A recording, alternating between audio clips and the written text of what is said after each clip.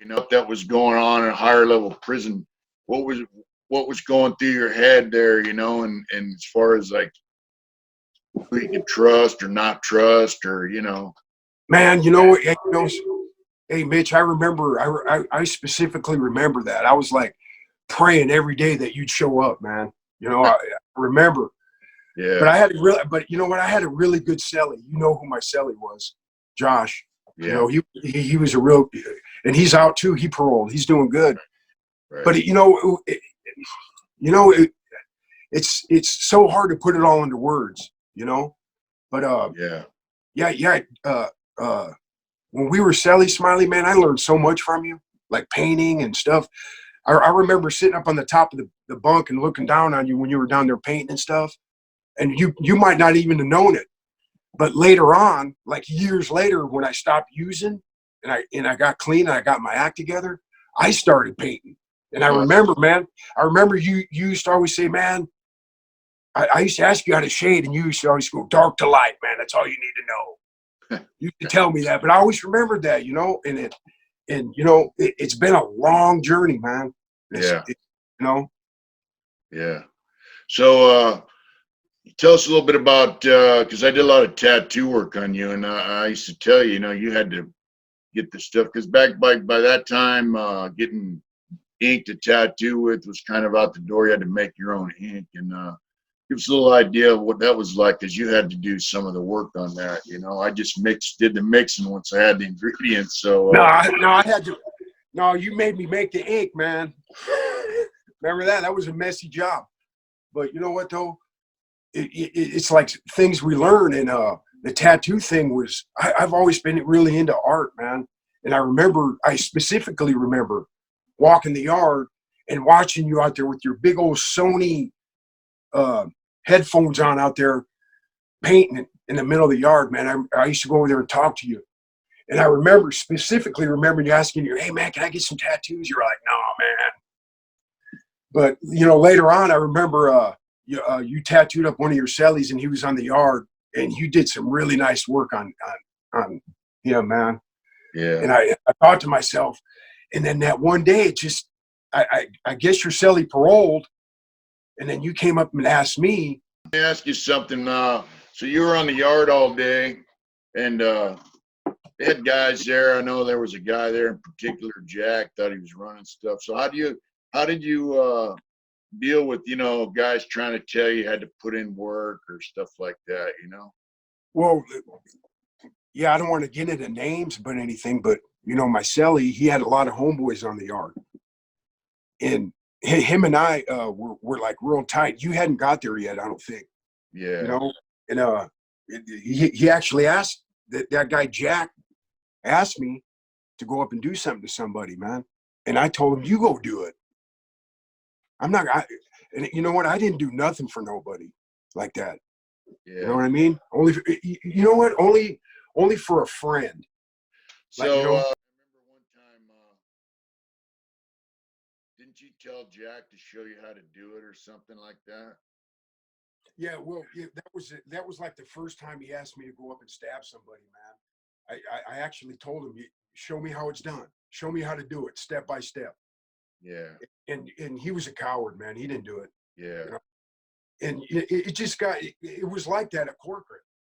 I mean, you could have pulled up on that yard, and if someone seen you that didn't like you from another prison, they would smut you up and Yeah. say, you know how it goes, Smiley. You know. Well, people watching the show don't really know how it goes. So, you know, tell Well, us a little bit more about them kind of experiences.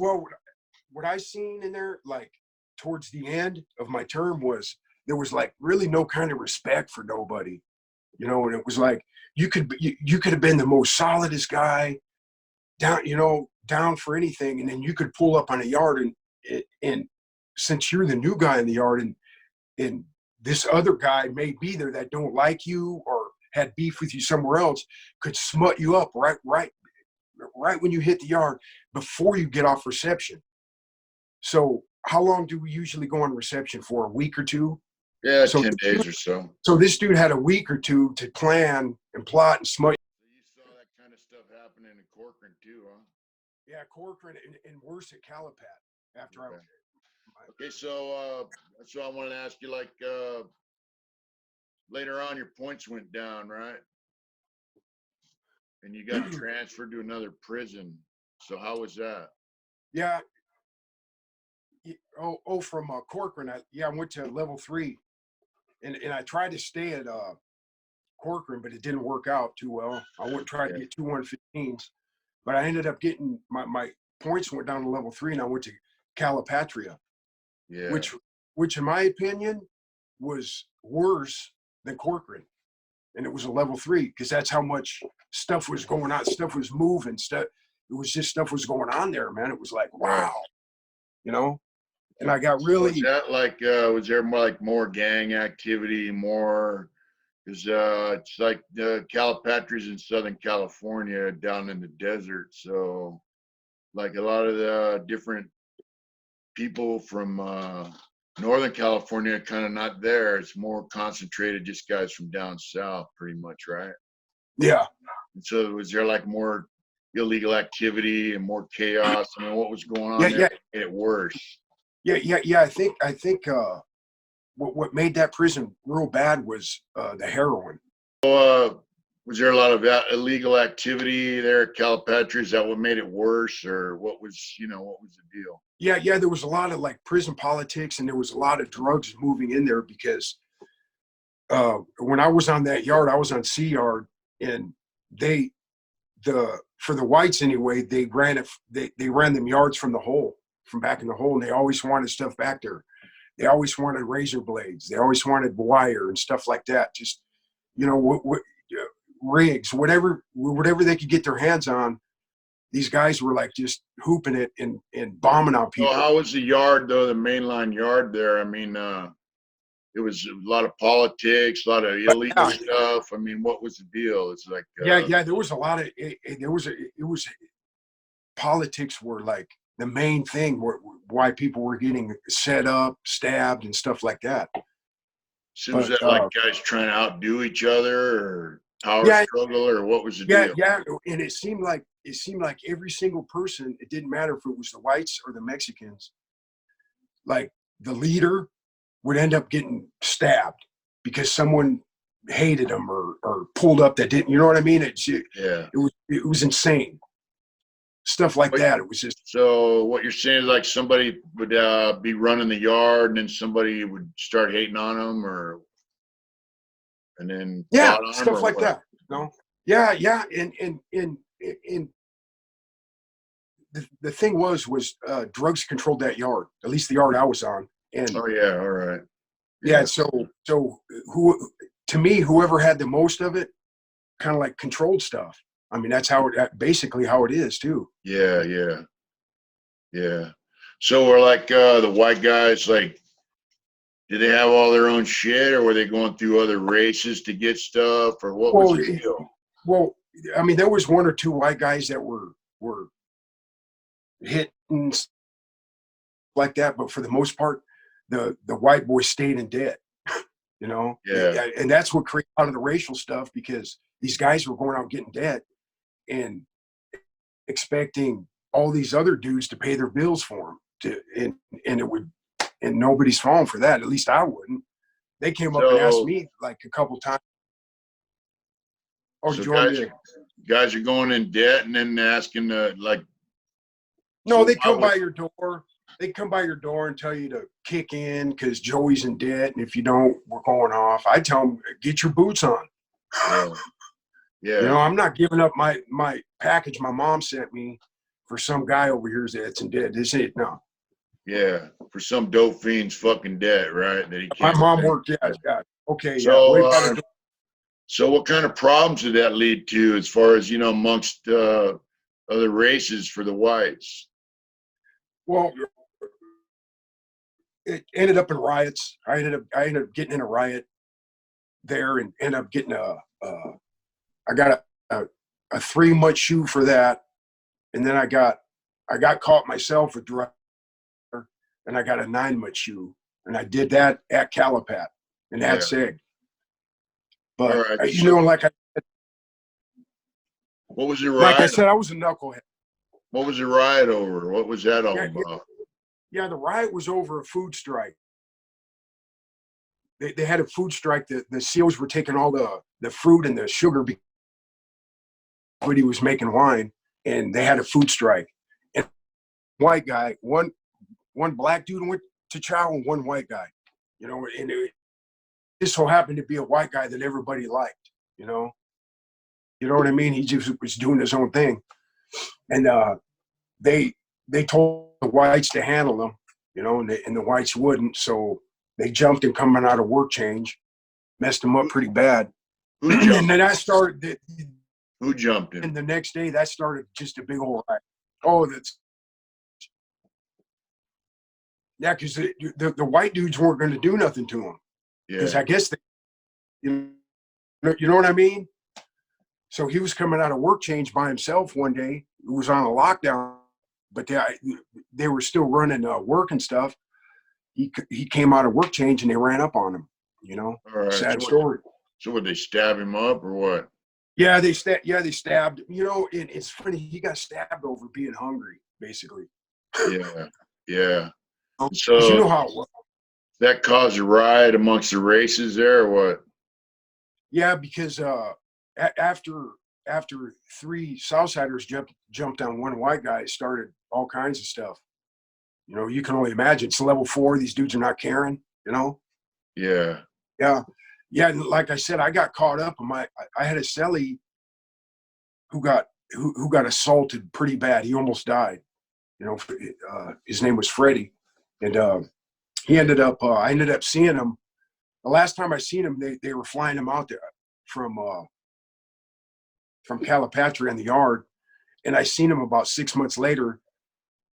He was in AdSeg, and I was getting released from AdSeg, and he was coming in, and I was sending him tobacco back there, little pouches. I was putting Yeah. him in. Yeah. Well, I won't show how it's done, but I was sending tobacco back there, and then he wasn't like kicking none of the white dudes down. He was smoking all the tobacco to himself, and word got wind that I was sending tobacco back there, and this dude wasn't sharing, and it started this big old thing. They wanted me back in the hole. It was just a big old mess. And like I said, at Calipat, they wanted a lot of stuff back in the hole. Yeah. There was a constant pressure to bring stuff back there, and no short of victims. So let me ask you, white guys on the yard felt obligated to do that, or were they like do it begrudgingly, or it was like, what's the deal? I mean, Right. kind of hard to do your own thing in that yard, Yeah, you couldn't. Yeah, you couldn't even get a package without somebody asking you what was in it, what's going on. It was just, that's one thing I don't miss. Them package lines and canteen lines. Yeah, yeah. Yeah. So it seems to me like that was like a lot of guys are giving up all their money to get high, and then guys that aren't getting high, they're sweating them for their stuff. Yeah. So it takes a little bit to stand on your own 2 feet there and just say, "Hey, fuck you," right? Yeah, and there were times that I wanted to do that. You know what I mean? I was holding it in, man. I would see stuff happen on the yard, and I wouldn't be in agreement with it 100%. And it was almost feeling like you're standing alone or something. Yeah. You know what I mean? And then if you say something, it's gonna turn on. You know what I mean? It's like a catch-22. So what you're saying is, if you say something, then next thing you know, you're in the hat, right? Yeah. And that was one of my pivotal points. I won't say the guy's name, but he was from San Diego, and he was a real good friend of mine. Excellent friend. We just did everything together, man. Yeah. And, he ended up getting drunk with his cellie, and his cellie was from San Diego, and he told him what he was in prison for. And I really liked this guy too. Well, apparently he had a funny case. I won't say his case, but it was funny. Yeah. Yeah. They came to me and they said, "Oh, everybody go to yard." They were going to pick names out of a hat. Yeah. Oh man, no. and they brought it. I guess he went to the law library and they brought his paperwork, and everybody read it, and you know what happened. I mean, I battle with it because, I mean, we went to chow every day together. We did all this stuff together, and I was put in a position to where, man, should I tell him? But I was too scared, man. I felt like I was too scared to go, hey, man, get off the yard. But Oh, I you was, didn't want, yeah, yeah. You but wanted to like, tell like, him he was going to get whacked, but you know, yeah, I didn't say anything, man. yeah, He was waiting for me at chow too. He was like, man.